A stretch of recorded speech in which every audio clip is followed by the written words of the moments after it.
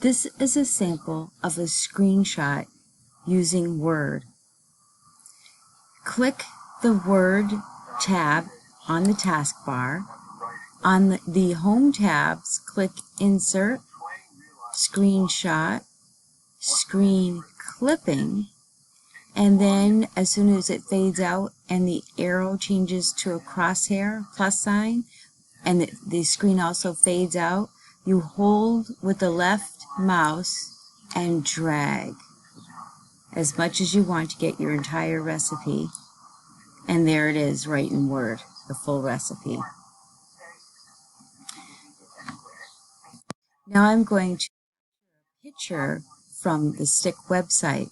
So again, I'm still in Word, Insert, Screenshot, Screen Clipping, and I can capture a phrase, a category, anything I'd like by holding and selecting.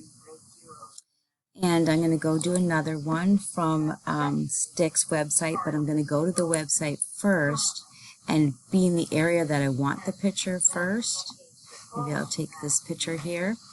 I'll go back to Word, Insert, Screenshot, Screen Clipping, wait till it fades, and then hold and drag my picture. I could take the text if I wanted, but I'll just take the picture and let go. What's nice in Word with the screen clipping feature, you can move the picture, but it's not allowing me to move. I have to actually click this layout options button and choose square or tight, and then it allows you to move it freely. And if you want to get fancy, you can go to picture styles and add a frame.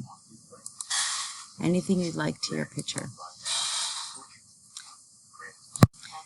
The other type of capturing pictures is called the snipping tool.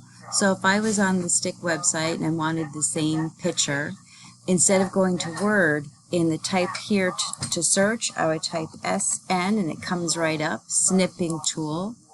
Choose new. It's the same thing where it fades out and changes the arrow to a plus sign. And again, you hold and drag as much as you want for your picture and let go. The only difference is this is in the snipping tool, so you can only print it or save it. Whereas in Word, you can do much more with it.